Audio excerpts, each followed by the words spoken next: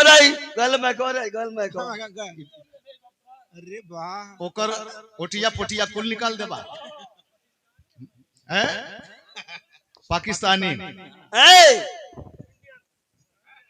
तो 4 जवानों को एक तरफ से भेजा गया 6 जवानों की टुकड़ी में 2 जवानों को एक तरफ से भेजा गया और 4 जवान जो चढ़ रहे थे पहाड़ी पर उनके शरीर में गोला बारूद भर करके बांध करके भेजा जा रहा था 2 जवान साइड से अपनी राइफल संभाले और वो चढ़ रहे थे उसी समय गजब हो गया फिर काल के प्रोग्राम में लाइन लग गई है चुनाव लड़े वाला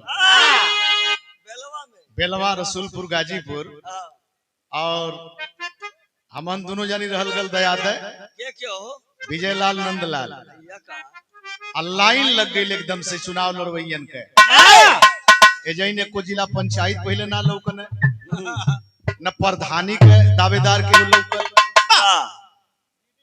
बीडीसी का एक जनी लौकल तो पहले से बाण है भैया हमार बहुत बहुत सम्मान करते हैं तनी सा दे उठाए के तय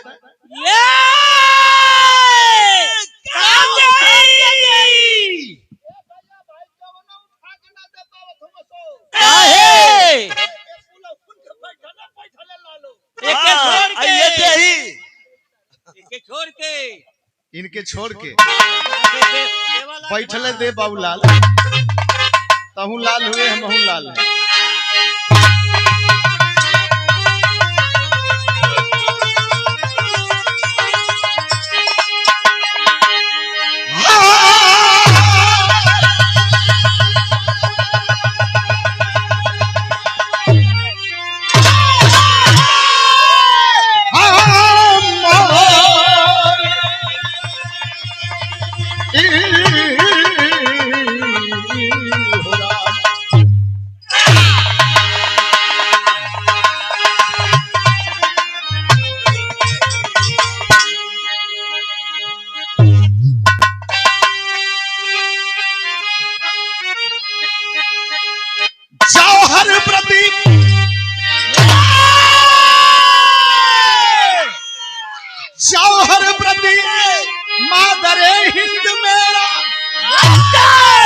हिम्मत भरी हर दिलेरे मेहर सर कटा देते सर को झुकाते नहीं पर तमन्ना वतन की अंधेरे मेहर लिख दिया खून से क्रांति नीले गगन में पर रहे वीर अपना तिरंगा उठाकर उन शहीदों को गज भर कफन ना मिला जिसने सीखा नहीं कि गर्दन झुका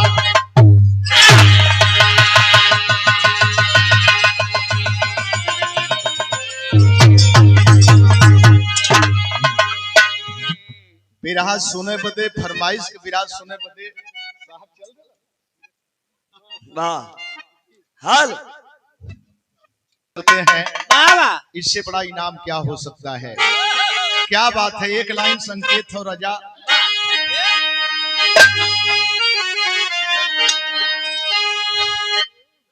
चल निकाल कैसे निकल बे निकाल निकाल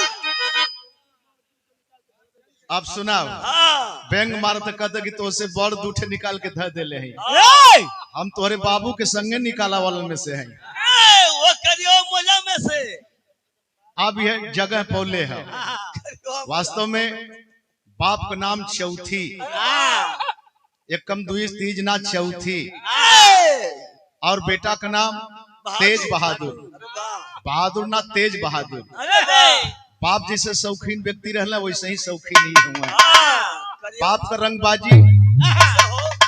रंगबाजी बिजनेसमैन रहला लेकिन सेंट मार के पढ़ल लिखल तो ना रहला चाटे जरूर कलम वो बिजनेसमैन रहला तू सरकारी हो गईला बाप इनकर प्राइवेट रहला ई सरकारी हो गईला हाँ ते वास्तव में मर्द रहे बड़ा दिलेर रहे करियवा मोजा में नील लगा के चले आज तक हुई पैदा ऐसा नीलिये ना मिली वो बाप का बेटा हुए तेज बहादुर, और जैसा नाम है वैसा काम भी है। एक लाइन संकेत था,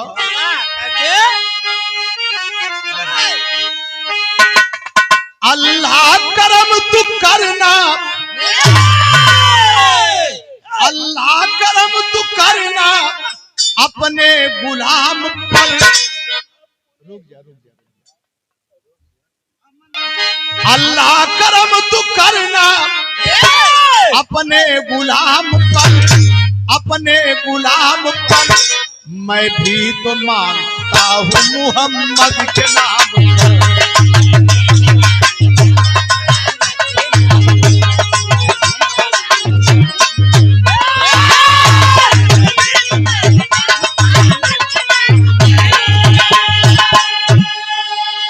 भग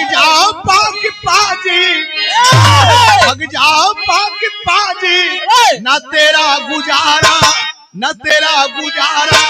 हम हिंद के सिपाही कश्मीर हमारा।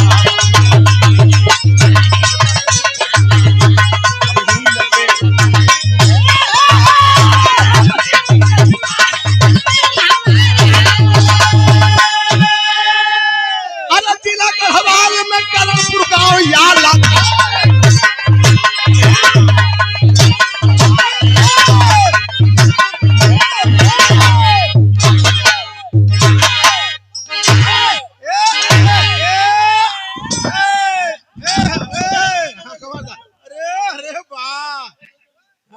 अरे गल में कौन है, गल में कौन। अरे वाह, ओकर ओटिया पोटिया कुल निकाल देबा है पाकिस्तानी। देख भैया देख देख संहार, तोरे बस के बही ना धोखा से का तय पहले ही तैयार रह। क्या बात है। जिला गढ़वाल में करणपुर गाँव याद था, वही शमशेर सिंह का अच्छा बोल पाला था। बेटा रहा हिम्मत सिंह फौजी जवान है, तैनात जम्मू चौकी पर भारत किसान है। आया है घर पर नाहर फौजी नवाब ले, आया है घर पर नाहर फौजी रुआब ले। शादी किया गौरी से दिल में गुलाब ले, अभी सुहाग रात पर सूरज की छाया है। कभी सीमा से नाहर को संदेश आया है, लिखा था तार में तू जल्दी से आना फौजी, लिखा था तार में तू जल्दी से आना फौजी। दाग से दामन भर माँ का बचा।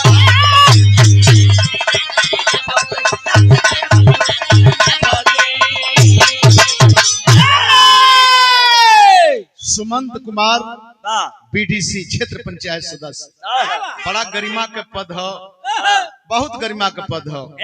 भैया की तरफ से 200 रुपया पुरस्कार।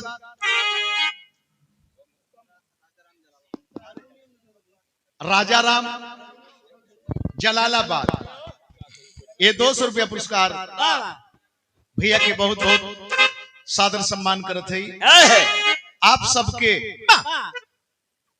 गढ़वाल में करणपुर के रहे वाले बाबू शमशेर सिंह, एक बेटा जेकर नाम बताओल गल हिम्मत सिंह।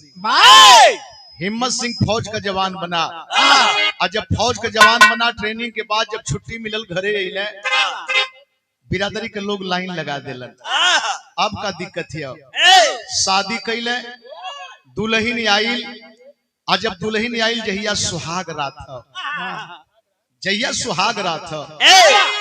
ए भैया आए है सुहाग रात के विषय में केहू के बतावे के ना पड़ी, सब जानत हो जिंदगी में एक बार आवेले, वैसे तो अपन मर्जी है कई बेर मना ले, लेकिन एक अस्तित्व एक भाव एक कई बेर पावल गया। सुहाग रात से पहले ही दिनमय में एगो लेटर मिल गया, देश खतरा में है जवान, छुट्टी निरस्त की जाती है, जल्दी वापसी है। आए हाय दुल्हन से मिले गईले, और जब दुल्हन से मिले गईले तो तर्ज लगल, सहयोग चाहिए। भैया हमारा बहुत धन्यवाद भैया। बहुत बहुत धन्यवाद। लेकिन तर्ज लगल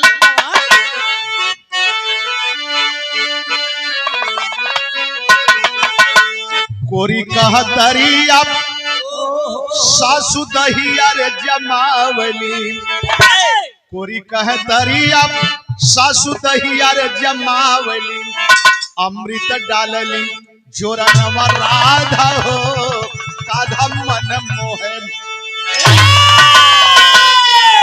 रतिया सुहाग वाली अरे फौजी मनावला, रतिया सुहाग वाली फौजी मनावला, वर्दी कस के चली भइल जवानवा पाक हो छलक दूलही कप्यार,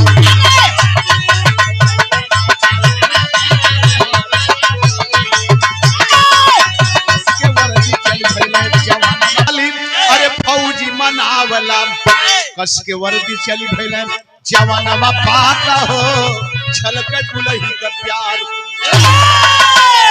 एकाएक दुल्हन को पता चला कलश की कौनो दिक्कत ना हो, नहीं हो आयल होता चल गल होता तो कौनो शिकवा शिकायत नाम आया है। रात भर खेलले, रात भर खेलले और सवेरे जब वर्दी कस के तैयारी कैले विदा कैली गौरी उतारी के रतिया बलवंत सागर मानी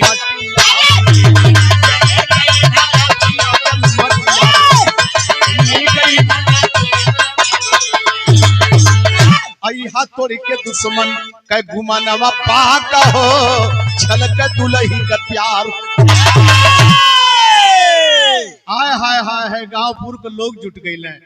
अरे बेटा वही तो महीना भर छुट्टी रहल है, कल की 1 मिनट भी रहल हमार कायरता हुई, देश के साथ है गद्दारी हुई। दुल्हन आरती करती है, आरती करने के बाद पैर पकड़ती है, जवान को लोग विदाई देते हैं। और जब जवान विदाई लेकर के चल दिया तो पहुंचा कहां पर, यह शान मेरे दिल पर तुम्हारा है दोस्तों, यह शान मेरे दिल पर तुम्हारा है दोस्तों, ये दिल तुम्हारे प्यार का मारा है।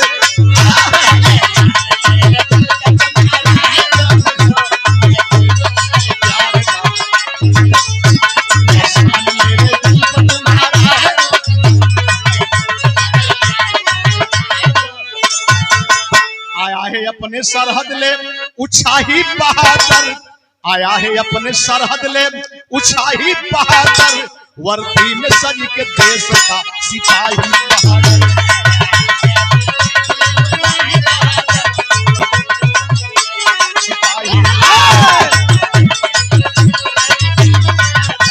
वर्दी में सज के देश का पंकज रमेश रोशन नाहर है नौजवान, नाहर है रमेश रोशन हिम्मत सिंह के अब साथे नासिर बने तूफान, साथे नासिर बने हिम्मत सिंह के पहुंचा है अपने सरहद ले ऊंचाई बहादुर, पहुंचा है अपने सरहद ले ऊंचाई बहादुर, वर्दी में सज के देश का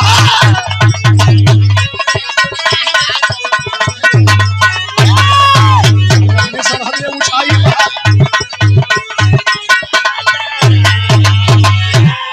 हेड क्वार्टर जाते हैं, हेड क्वार्टर से जवानों की ड्यूटी लगाई जाती है, 6-6 जवान की टुकड़ी बनाई गई। जवान अपने सरहद पर जब पहुंचता है तो देखता क्या है, दुश्मन बड़ी ऊंचाई पर है, हम बहुत नीचे हैं, और जब तक दुश्मन के सामने नहीं होंगे तब तक हम उनका एक बाल बांका नहीं कर सकते। चाहे कारगिल होखे, चाहे चीन का गलवान घाटी होखे,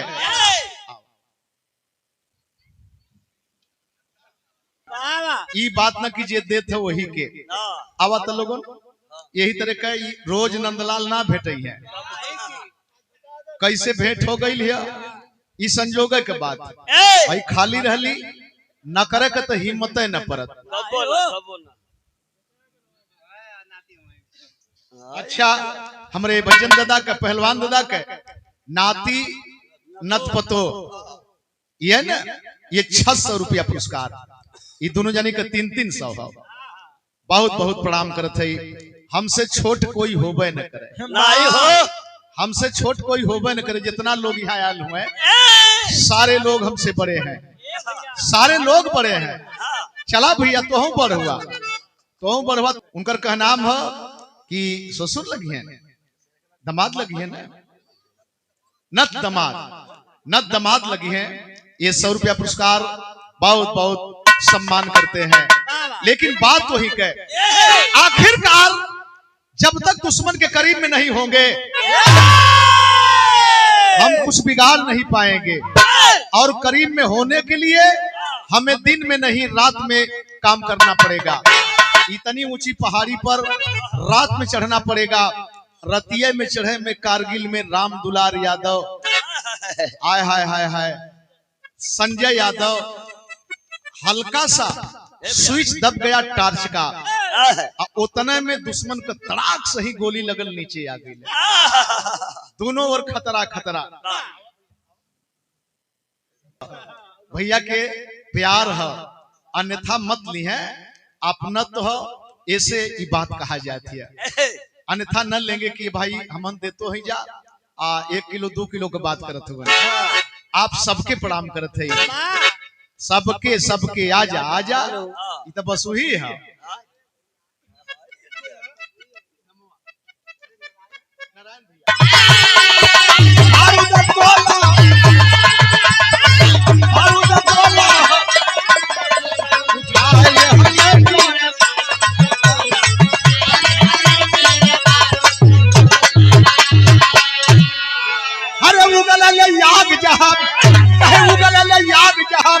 टैंक और 16 उठाए ले बारूद,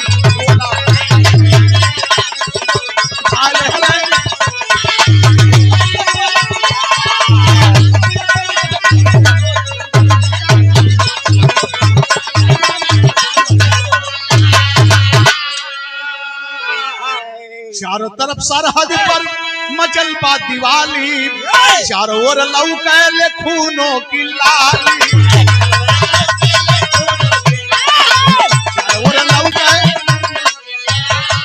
अरे पढ़ते चलो तब नासिर पीर बोला उठा,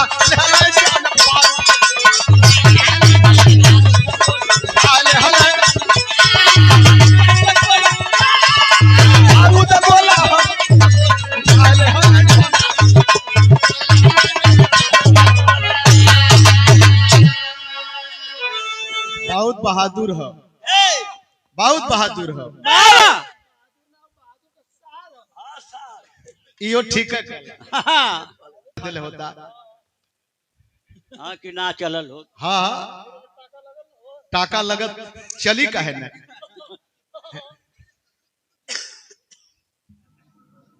बहुत बहुत प्रणाम करते हैं। आप सारे लोगों का सादर सम्मान करते हैं। अच्छा तो 4 जवानों के एक तरफ से भेजा गया, 6 जवानों की टुकड़ी में 2 जवानों को एक तरफ से भेजा गया। और 4 जवान जो चढ़ रहे थे पहाड़ी पर, उनके शरीर में गोला बारूद भर करके बांध करके भेजा जा रहा था। 2 जवान साइड से अपनी राइफल संभाले और वो चढ़ रहे थे। उसी समय गजब हो गया। बिरहा में कवि जी भाव दिलन,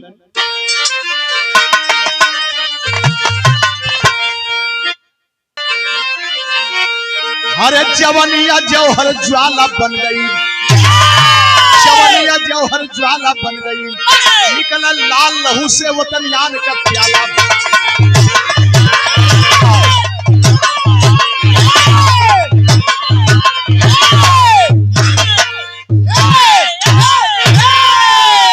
कई हजार ऊंचे फीट ऊपर से अरे दुश्मन निशाना साधे हैं। देखे हैं 4 जवानों को जो पीठ पर गोला बांधे हैं। दुश्मन की गोली निकल पड़ी, दुश्मन की गोली निकल पड़ी, माता की ममता सिहर उठी। 4 जवानों की लाश खूनों के अंदर लसर उठी। 2 जवान हो गए लुप्त, 2 जवान हो गए लुप्त, ना इनका अब कुछ पता चला। 7 दिन तक हुई खोजाई गम में भारती वीर भला। आय हाय हाय दुश्मनों की नजर पड़ गई। ये जो 4 सिपाही फौजी भारत के आ रहे हैं, इनके शरीर में गोला बारूद ये पदार्थ है, वही से साध करके निशाना मारे। चारों जवान लुढ़कते हुए नीचे आ गए। और जब नीचे आए तो उन्हीं के शरीर का गोला बारूद फटा, पहाड़ी उड़ गई। चारों जवानों का चिथड़े का पता नहीं चला। आय हाय हाय, लेकिन 2 जवान जो साइड से रहले वो कौने रूप में, 4 जवानों की शिनाख्त तुरंत हो गई। ये जवान शहीद हो गए, हमारे 4 जवान शहीद हो गए, इसकी पुष्टि हो गई। लेकिन 2 जवानों की पुष्टि नहीं हो पाई, ये मर गए या जिंदा हैं, अगर हैं भी तो कहाँ हैं। आखिरकार 8वें दिने भारत के अफसर इस बिंद पर पहुंचे, लग रहा है पहाड़ी उड़ी, उसी में कहीं दोनों जवान दब करके मर गए होंगे। इनके मरने की पुष्टि 8वें दिन, और 8वें दिन का प्रमाण मिला। इनके घर पर सूचना दी गई, आय हाय हाय हाय कि ये भी जवान शहीद हो गए। इलाके के लोग तो संदेह के घेरे में पहले से ही थे। आस्ते आस्ते भैया देखे, आर्मी मैन हुए, आस्ते आस्ते आस्ते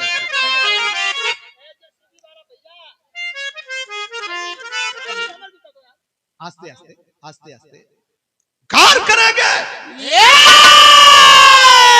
8वां दिन इनके घर पर सूचना चली गई। और जब सूचना जाती है तो होता क्या है,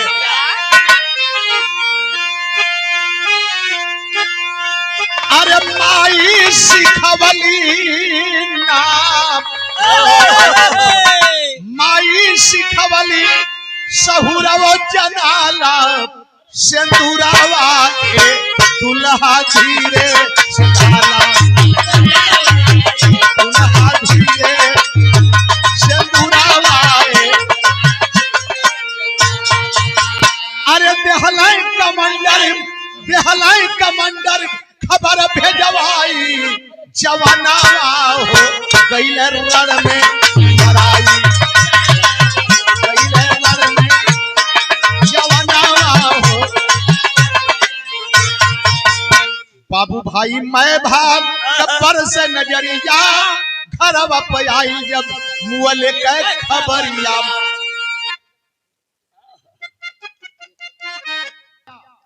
यही कुल में पहचान कैल जाला, लोग जान जाए कि फलाने फलाने हुए तो आयल हुए, हेजैन से हाजिरी बढ़िया से दिया ले। आ ना आइले के मतलब होला कि लोग यह कहला कि लगत खा के चल गइले। ई कोनो उधरा हमार कर्ज ना है, लेकिन प्रेम हो, प्यार हो। होता क्या है, अरे देहलाई कमांडर खबर भेजवाई, जवानवा हो गइले रण में मराई। भाई बाबू मैं भाग कब्र से नजरिया, घरवा पे आई जब मुअले का खबरिया। अरे गवने का दुल्हन,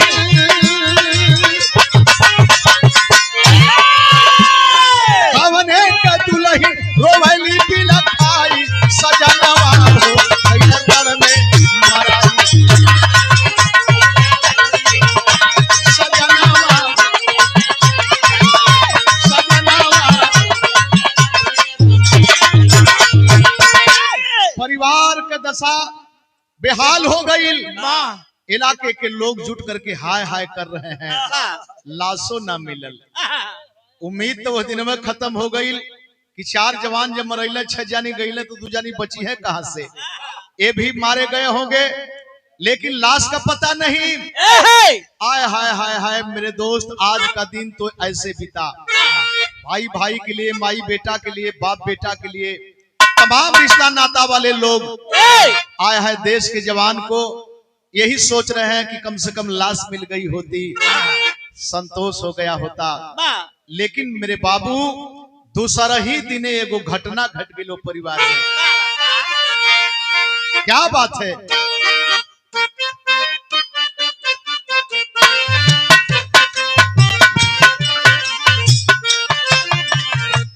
झझरे मारौआ दिन छ वही हाये बाबा हो, झझरे मारौआ दिन वही हाय बाबा लागी सुरु जावा हम झझरे मारौआ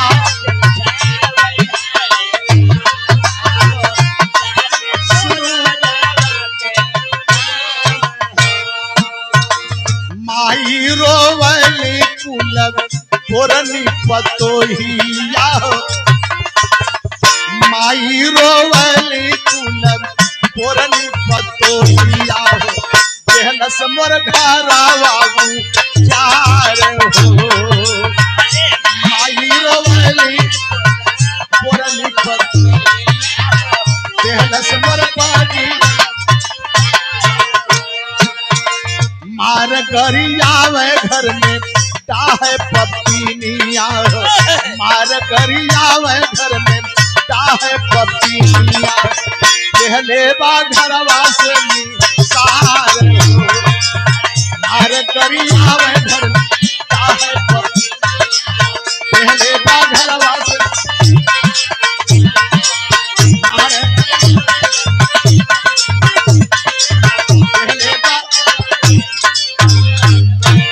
बहुत बड़ा अछूता रोग है मेरे दोस्त। जवान मर गया, शहीद हो गया, वो भी किसी बाप की बेटी है, उसका क्या दोष है? सीधे अरविंद भैया गोड़ारी, राज्य कर्मचारी सादियाबाद गोड़ारी ने भैया, सादियाबाद गोड़ारी ने। अरे बहुत गांव होला, एक ठे खाली पूरे भारत में, परदेश ना पूरे भारत में हमारे गांव ऐसा है कि कहीं ना नाव पैबा। हाँ, जहाँ जादू चलला, जादू चला हो। हाँ तो तनी सहूर से बोला, हमारे यहाँ जादू चलला, तुहार बहनिया है, कितना जादू चलावत हो तो नहीं जनबा। ये जो बहनो हमारा दरिया। हाँ हाँ ठीक है, जाम दे बस इधर जेबा। ढेर ढेर बेसी बोलत हुई, बेसी मत बोल। हमारे अपने गांव के बात बताओ थई कि जादू टड़ा हमन बहुत दूर दूर ले घूमत थई, लेकिन कहीं ना मिलल। सोनबरसा मिल जाला, गोड़ारी मिल जाला, सादियाबाद मिल जाला, गाजीपुर में ये बॉर्डर पर दिल्ली गाजीपुर भी मिलला, गाजीपुर है। टणवा तो पूछही के ना कितना टणवा है, टणवन के पूछही के ना है, लेकिन वो टणवा के ना पैबा। टणवा टप्पा सौरी, टणवा टप्पा सौरी, सौरी का दूरी दूर है। टणवा टप्पा, टपटपा ना टप्पा अगेस्तो कहना पैबा। हाँ हाँ हाँ हाँ, अगेस्ता तो तोहर बाबू बनवाई के नाम धैले रहला। यही कि पूरा बरतिया ने पत्थर हो गई है, जादू चल गल ना, जादू चल गल, पूरी बारात पत्थर हो गई थी। वो कब का जमाने का बात है, हमन के होश के पहले का बात है। अब तो तमाम मंदिर वगैरह, स्कूल, विद्यालय खोल के वो जमीन पर दूसर का रोष पैदा कर दिलन। लेकिन हाई देखा, आखिरकार दुल्हन को पकड़ करके बुढ़िया मारने लगी, ओकर सास मारे लगल। लड़की अपने दुख में बा, अपने गम में बा, हमार पति मरगल, हम बेवा हो गईली, आय हाय। और दूसरा ही दिने ओकर सास केस पकड़ के मारत घसीटत घरे से बहरे कर देलक। तमाम लोग जुट गईले, टकर टकर देखत हुए, लेकिन केहू का हिम्मत ना परत है कि बोल दें कि आखिरकार तोर बेटा शहीद हो गल, तो ये कर कौन दोष बा। ये कितना बड़ा अछूता रोग है मेरे दोस्त। वो भी किसी की बेटी है, कोई हिम्मत नहीं किया बोलने की, समझ गई कि मेरे विषय में कोई बोल नहीं पा रहा है, एजेन रहल हमारा ठीक ना हो, जाई कहा, नंगे पांव चल देती है, यही सोचती जा रही है, रोती जा रही है, चली कहीं जान दे देबे, चली कहीं जान दे देबे। लेकिन यह कहे में सोचे में पहुंच गई, कहा उधमपुर में पहुंची के बुढ़िया मरैया में, अरे देता सराना माई विपत बलैया में, रनवा में मारल गई हमरो साजाना हो रंगवा में मारल गई है हमरो साजाना कोई गईली मानिया हमार रंगवा में मारल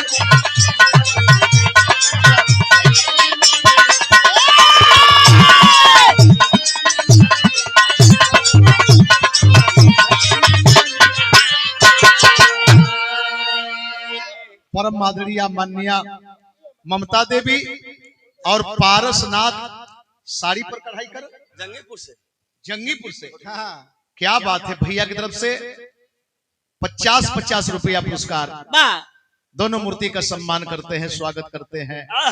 अपने गांव करणपुर से चलती चलती उधमपुर स्टेशन में पहुंच गई जहां की तमाम गरीब समाज के लोग अपना अपना छोटा छोटा आशियाना लगा करके जीवन जी रहे थे। रोती है खड़ी होके देख रही है और तब तक एक झोपड़ी से एक बुढ़िया निकली। बुढ़िया से बोली मुझे एक घुट पानी पिला दे माँ एक घुट पानी पिला दे। बुढ़िया झटके से गई रबर के प्लास्टिक के बर्तन में पानी लेकर के आ गई। एक तरफ पानी पी रही है एक तरफ तर तर तर तर आंख से आंसू चल रहे हैं। बुढ़िया की सहानुभूति देखें आस पहुंच करके बोली बेटी इतना काफी तू रो रही है पता नहीं क्यों क्या बात है पहले बात तो बता। खलस की माई हम विधवा हो गई हमार पति शहीद हो गई हमार परिवार हमके घर से निकाल दे सब कहीं जगह ना बा बस स्टेशन पर आ गई यही बदे कौनो गाड़ी आई कट के अपन जीवन लीला समाप्त कर दे। बुढ़िया गरीब तो थी लेकिन एक बात दिमाग में आ गई उसको कहे बेटी अब तक तो मैं सुन रही थी तुम्हारी बात लेकिन अब लानत है तुझे लानत है। अरे तेरा पति शहीद हो गया और तू शहीद की बेवा है परिवार के लोग गलती कर दे तो क्या तुम भी गलती करोगी। बोली माँ मैं समझ नहीं पा रही हूँ। कहली कि अगर तू खुदकुशी करेगी एक शहीद की बेवा होकर के तुम्हें जमाना माफ नहीं करेगा बेटी जमाना माफ नहीं करेगा। माई तब कहाँ जाई वो गरीबनी का सोच देखे कहीं नहीं जाओगी कहीं नहीं जाओगी। तुम मेरे पास रह नैहर में जाओगी तो ही ताना मिलेगा सासुर में कोई ठिकाना नहीं कहीं रिश्ते नाते में जाएगी तो ही ताना मिलेगा। तू मेरे झोपड़ी पर रह ले बेटी लेकिन बेवा ही कहा बेवा ही बन करके रह और जान दे देने से गज भर कफन नहीं देंगे लोग पैर से ठोकर मारेंगे। एक शहीद की पत्नी एक गरीब की झोपड़ी पर वो भी गरीब भीख मांग के जीवन जी रही थी। कलश की एक रोटी पाती थी स्वयं खा जाती थी अब एक रोटी पाऊंगी तो आधा तुम खाओगी आधा मैं खाऊंगी। बाहरे मतारी का ममता वहीं पर रह गई लेकिन यहाँ का बात यहाँ छोड़े तनी से चले वहां जहां दोनों जवान का संशय हो कि दब गल हुई है मर गल हुई है या जिंदा हुई है वो है मगर किस पोजीशन में है।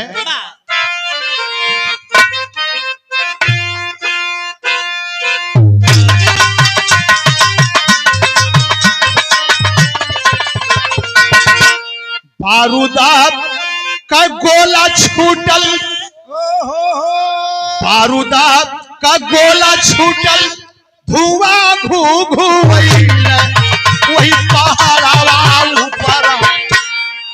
वही पहाड़ावा ऊपर दोनों शेरावा फिर वही पहाड़ावा ऊपर शेरावा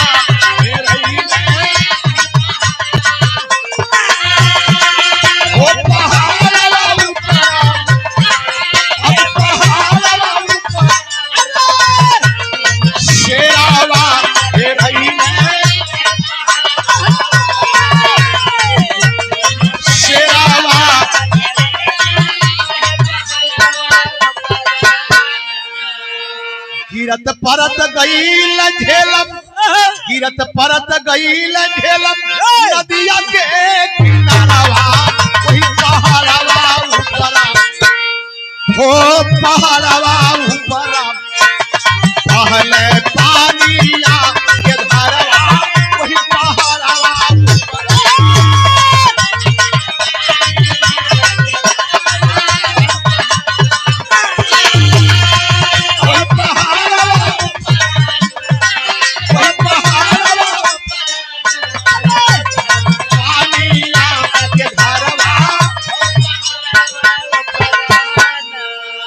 गोला बारूद फटा चारों जवान के शरीर का। ये जवान तो उड़ी गए लेकिन ये बुरी तरह से जख्मी हो गए और जख्मी होकर के गिरते हुए लुढ़कते हुए झेलम नदी के तेज बहाव में पड़ गए। बेहोशी हालत में हुआ क्या, बहत बहत गईल अरे कोसों मील दूरवा वही पहाड़वा ऊपरा वो पहाड़वा ऊपरा देखल मलहा के छोकरवा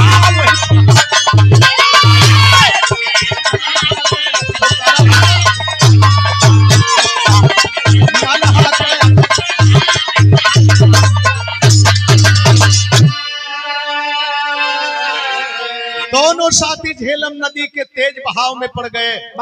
बेहोशी हालत में कोई आगे कोई पीछे, कोई आगे कोई पीछे, बहुत बहते बहते बहुत दूर निकल गए।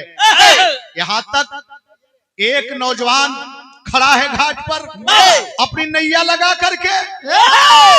जब उसकी नजर जाती है वर्दी वालों पर, संशय में आ गया ये वर्दी वाले ये भारत के दिखाई दे रहे हैं, भारत के दिखाई दे रहे हैं, पता नहीं जिंदा है या मुर्दा है। अच्छा तो एक काम किया क्या साथियों,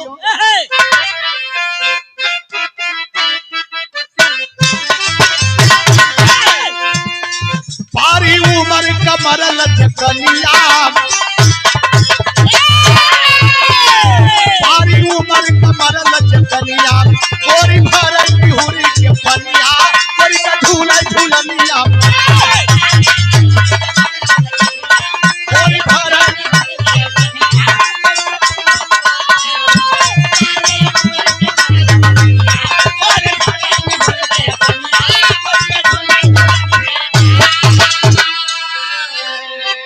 तर्ज मिर्जापुर के तरफ से और कई रूप में गावल जाला। चौलरिया चौलर चौलरी बाबा हमके बोलावे रामा,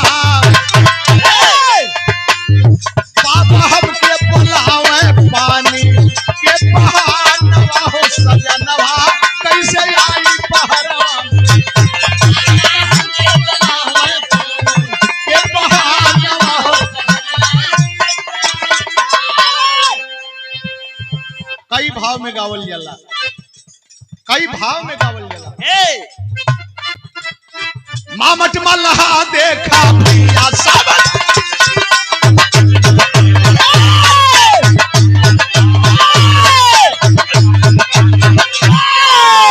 अरे मामट मल्हा देखा पिया वही समाइया हो बटोइया, बहुत जन्म सिपहिया समाइया हो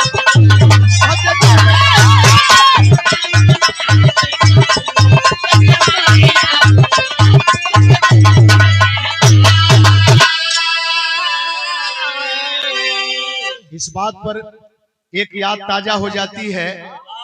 इनके ज्येष्ठ आर्मी के कैप्टन, अरे वाह, बिंदु बावरी के एक भाई डॉक्टर और एक भाई आर्मी के कैप्टन उस परिवार की है, पढ़ी लिखी है, अच्छी सोच है, अच्छी कला है, जहाँ जैसा भाव आवे वैसा करना चाहिए। हम तो जिंदगी में सोचते रह गए कि तनी हमर हो नाचे आ जा। हाँ नाई भैया, हम जानते थे कि तू नचावाला, हम अपने विषय में कहते थे और पता नहीं क्या गुण या उगुण है कि आप लोग सम्मान देते हैं। क्या है मैं अपने आप को खुद ही नहीं समझ पाता कि मैं क्या हूं। अरे मामट मलहा देखा भैया तेई समाइया हो बटोहिया बहते जल में सिपहिया ना। अरे तो खींच के उन्हें किनारे लाया जीवित लाश दोनों की पाया जीवित लाश दोनों की कुछ दिन रखा पास में भाई कुछ दिन रखा पास में भाई सुंदर नाविक दिया बनाई सुंदर नाविक दिया बना लगा घात रात में ना हो लगा घात रात में लागे ले उछाहिया हो पटुआ भदे जन सिपहिया।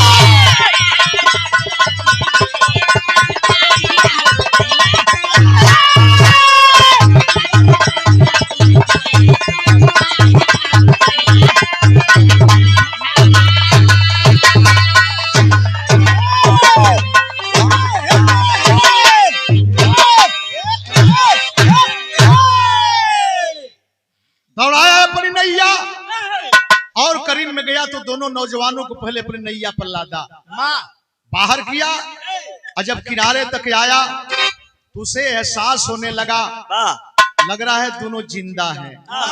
प्राइवेट नर्सिंग होम ले गया दोनों की दवा हुई और दवा होने के बाद दोनों सही सलामत हो गए।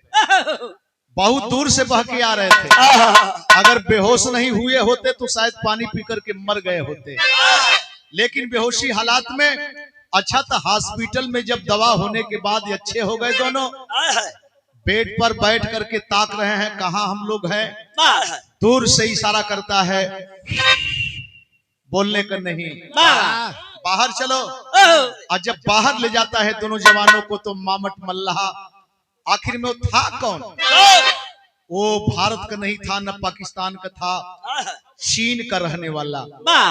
बोला तुम भारतीय जवान हो ना? हाँ भैया हम भारतीय जवान हैं। जानते हो यहाँ कहाँ पर हो? ये चीन का बॉर्डर है। तुम्हारा भारत उधर है पाकिस्तान उधर है और चीन के बॉर्डर से निकल करके जाना तुम भली भांति जान सकते हो।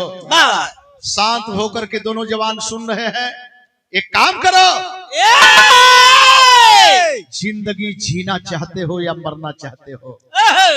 कौन कहेगा कि हम मरना चाहते हैं? पहले जीना चाहते हैं। एक काम करना पड़ेगा।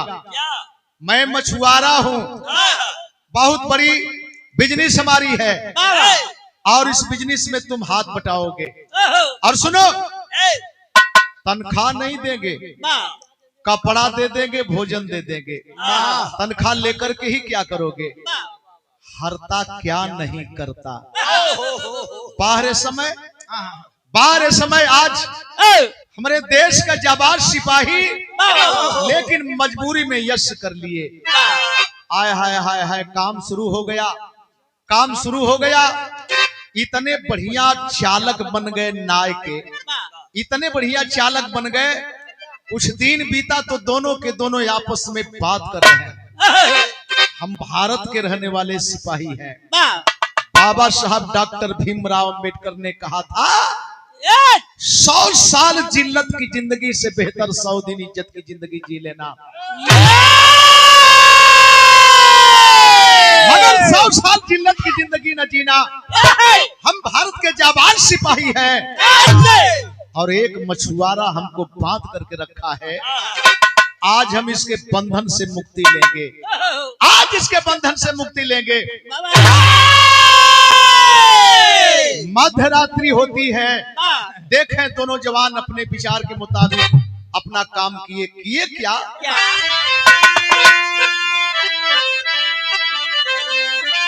अरे सीमा रेखा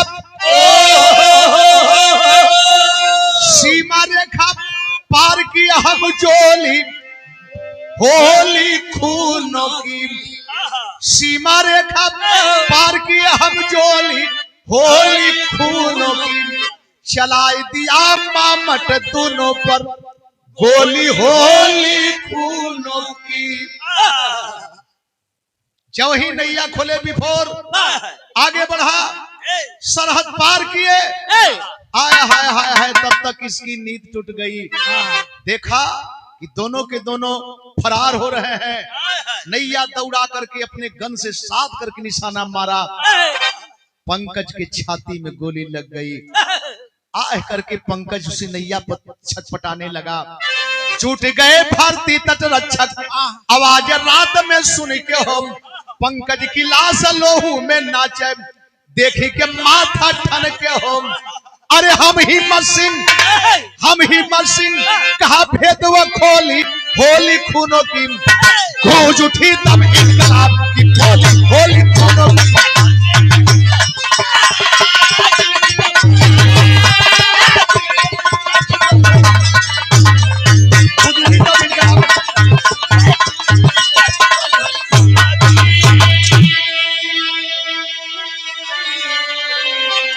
आखिरकार ये आवाज सुनकर के भारतीय तटरक्षक के बहादुर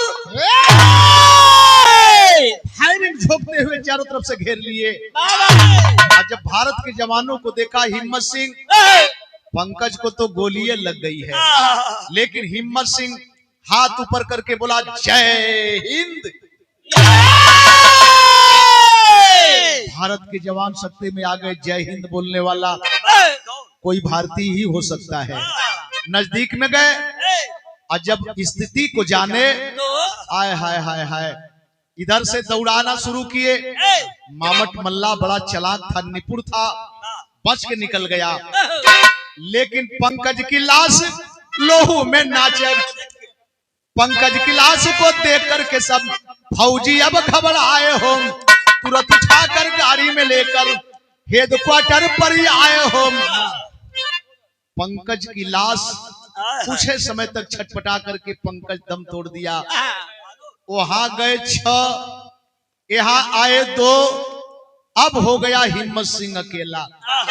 हेडक्वार्टर लाई गई, हेडक्वार्टर से मुकामी गांव पहुंचाई गई। मुकामी गांव पहुंचने के बाद मेरे दोस्त हाय हाय मचा है। तमाम जवान सलामी लिए, मुखाग्नि दी गई। सबके दिमाग में हम आगे कैसे बीती, आगे कैसे बीती।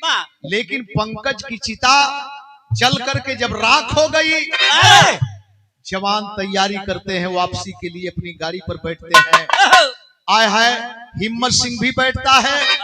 लेकिन गाड़ी स्टेशन के करीब में जब आती है तो गौर करेंगे, हिम्मत सिंह को एकाएक ख्याल आ गया, यहाँ से हमारा घर कुछ ही दूर है। आय हाय, कुछ ही दूर है। जवानों, हमें यहीं पर कृपया उतार दिया जाए। तनी बैठ जा लोगों, तनी भावार्थ बिरहा के एक सुन ला लोगों।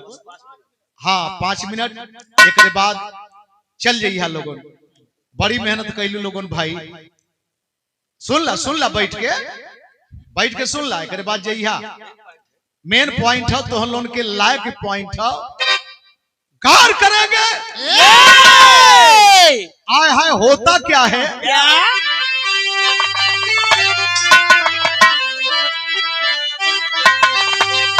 हरे मितवा कहे मितवा कलसिया जराई की जवान,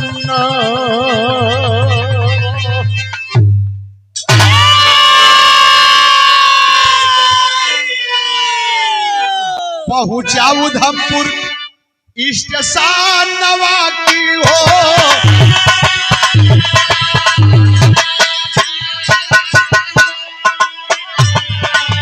पहुंचा उधमपुर स्टेशन नवा की हो।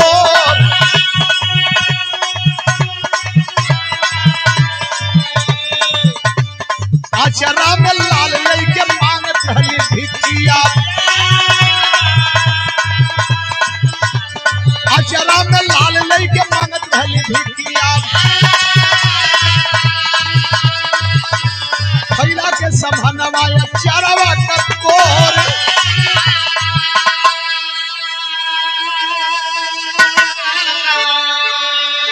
जवान साथियों से बोला, जवान हमें कृपया यहीं पर उतार दिया जाए, हमारा घर नजदीक में हम चले जाएंगे। वाह जवान बोले जैसी इच्छा है जवान।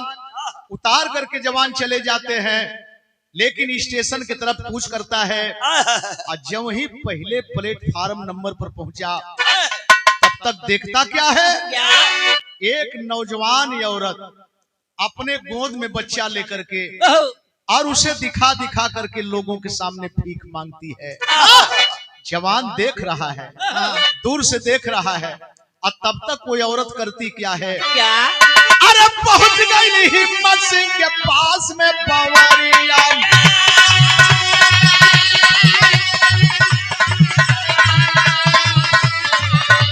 देदा कुछ बाबू कई हथवा के जोर।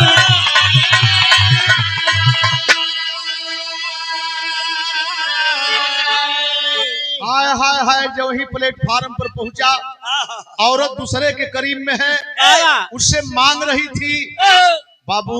अब तब तक नौजवान के करीब में आ गई। नौजवान करीब में आके कहती है, बाबू आप भी कुछ दे दें बच्चे के लिए। एक टक चेहरा निहारला जवानवा, एक टक चेहरा निहारला जवानवा, दोनों अखिया से देखा भरी गई लो।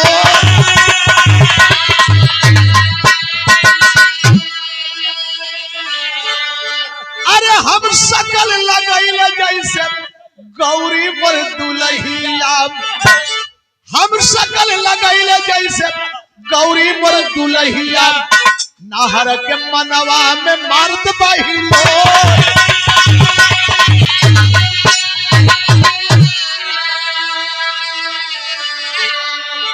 जब वही करीब में पहुंच करके वो दुल्हन वो अबला कहती है, बाबू आप भी कुछ बच्चे के लिए दे दें। आय हाय, एक टक निहार रहा है नीचे से ऊपर, मने मने गुब्बारा फूट रहा है। हमरे गौरी दुल्हन मतिन लगतिया, हमरे गौरी दुल्हन मतिन लगतिया। आंख में आंसू आ गया, रुमाल निकाला, आंस पोंछा और पोंछ करके डांट करके बोला, रे सुंदरी तुम्हें शर्म नहीं लगती?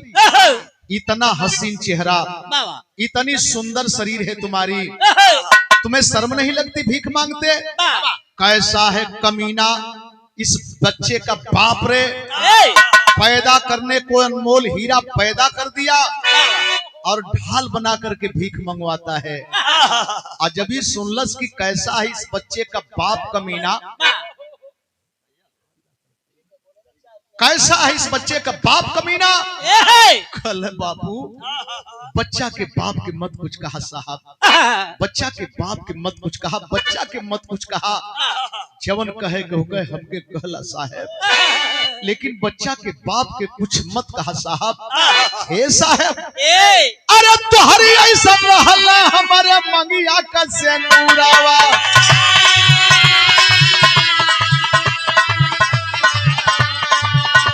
सीमा पर मराई गई न सजना हो पर।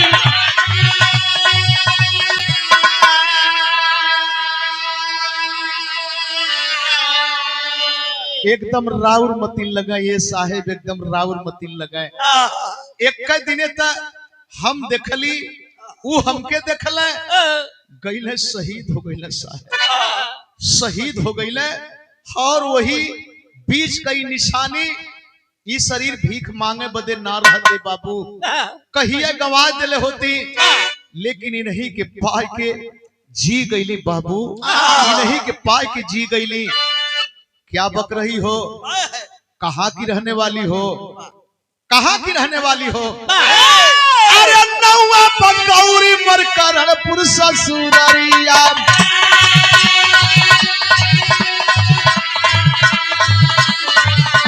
मैं भमाई कैली ही अरवा कठोर।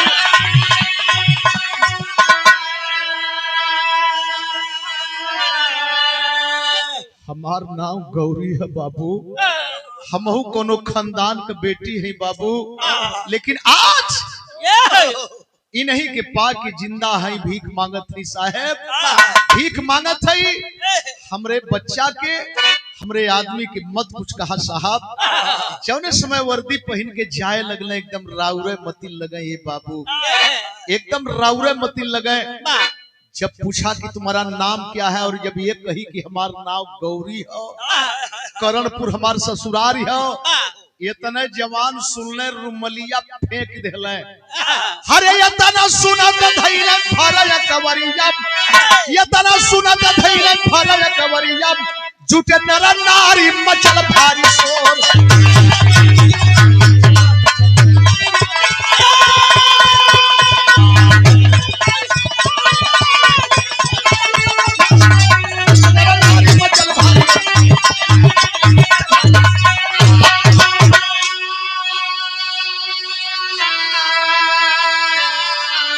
रुमलिया फेंक के अखबार में धैले कहले गौरी, अरे मैं मरा नहीं रे गौरी, मैं जिंदा हूँ गौरी, मैं जिंदा हूँ। आया है तबले तब प्लेटफार्म पर भीड़ जुट गई। दुकानदार अपन अपन दुकान छोड़ के दौड़त हुए, एक और आंसू पोछत हुए, एक और अपनी में बतियावत हुए।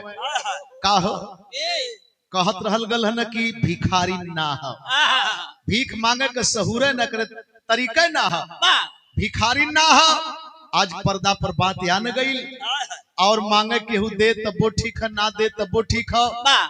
आया है लोग जुट के आंख से आंसू पोछत हुए। ये आखिरकार ना बर्दाश्त भैल तो कुछ मर्द मेहरारू एक ठे आवाज दे दिले। का आवाज दिले?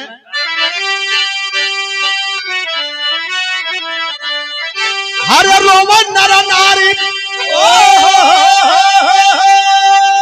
रोमन नर नारी न बहावा निरवा, ले जा दुल्ही के भवनवा, भारत का हीरावा।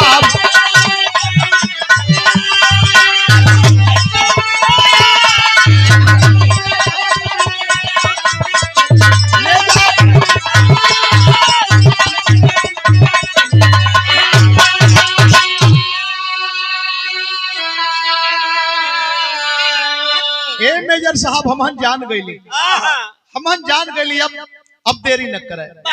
कौनो आदमी एक प्राइवेट कार मंगौलस, कल पहले आप कार में बैठा, पहले अपने घरे जा, बाद में जौन कुछ होई देखल जाई। बीबी और बच्चा लेके अइले भवनवा, जाके माई मैं भाग चुमल चरणवा।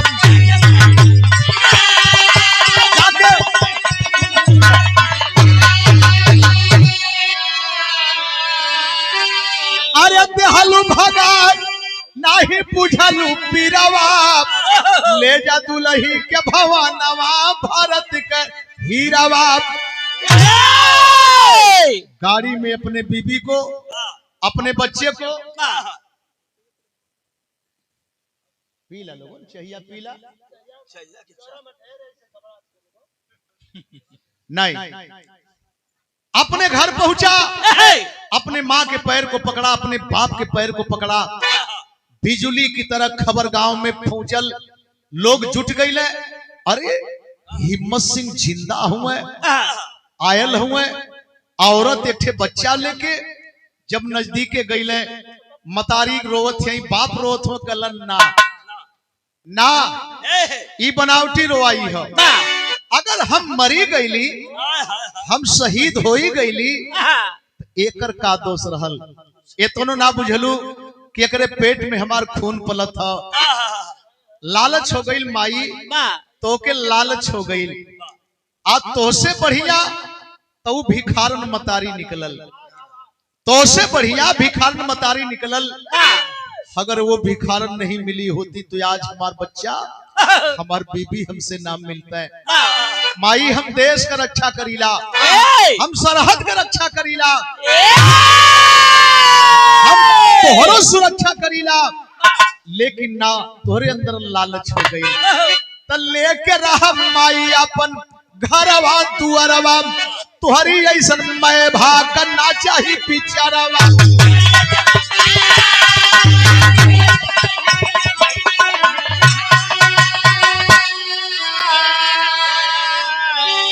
हाय हाय हाय हाय, इतना ना लोग रोकत रह गए। गाड़ी में अपने बीबी को लिया, बच्चा को लिया, और यही कह करके चल दिया कि माई ले ला। यही बदने भगौलू, बेटवा मरगल तो एकर कोनो ठिकाना ना। एक ठे रोटी खैले हो रहल हो कि ना रहल हो, लेकिन तू घर से बेघर कर देलू। तो गाड़ी में बैठाया और पुनः उधमपुर स्टेशन पर आया। बुढ़िया की आसियाने करीब में आया और बुढ़िया से इशारा करता है, माँ बाहर निकल, माँ बाहर निकल। आज के बाद तुम भीख नहीं मांगोगी माँ, तू भीख नहीं मांगोगी। हाय हाय हाय हाय। बुढ़िया बाहर निकलती है, दोनों पैर पकड़ता है, कहता है, माँ अब तू गाड़ी में बैठ। अरे तुम्हारा एक बेटा ये फौजी है, तुम्हारी पतो है माँ, तुम्हारा एक पोता है माँ, छोड़ दे आसियाना किसी और के लिए। आया है, गाड़ी में बैठा करके जवान चल दिया। आज भी ड्यूटी पीरियड में है, लेकिन गया कहां पर? अरे लालपुर में फंसी गई ना, लालपुर में फंसी गई ना। जाके पीरावा ले जा दुल्ही के भवनवा, भारत कई हीरावा।